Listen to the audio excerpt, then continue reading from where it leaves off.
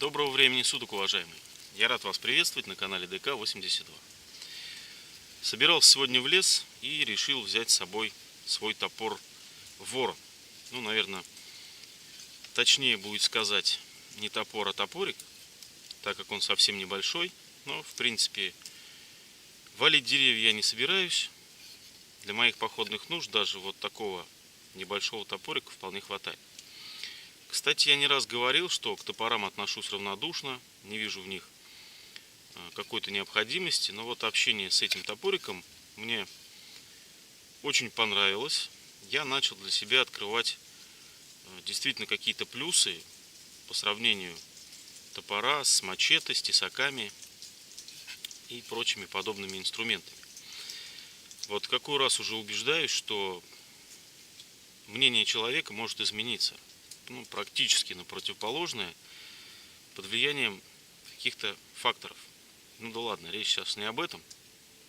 Сравнение топора и мачете — это тема для отдельного видео.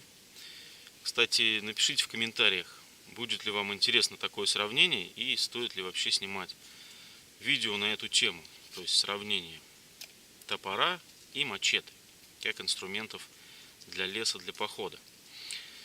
Ладно, идем дальше. В общем, начал я собираться в лес, взял топор, начал его пихать в рюкзак. На топоре, на лезвии у меня был одет вот так вот резиновый шланг, ну такой примитивный чехол. И завязано было вот этим шнурком, чтобы он никуда не спадал. В общем, пока его пихал в полный рюкзак, понял, что это, ну, так себе вариант.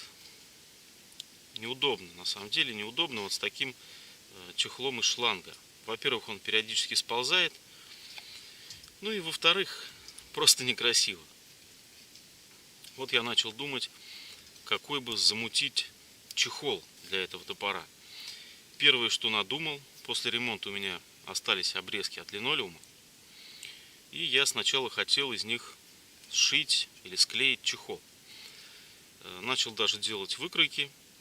И тут вспоминается мне, что в детстве, когда с дедом ездили на рыбалку, он брал с собой топор, тоже, кстати, небольшой походный топорик, и вот лезвие у того топора было обмотано берестой.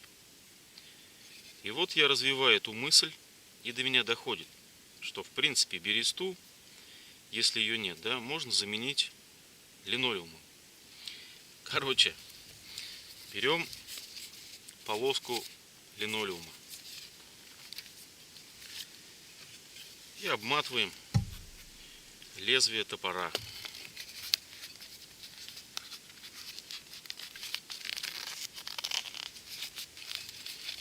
Вот так вот заправляем.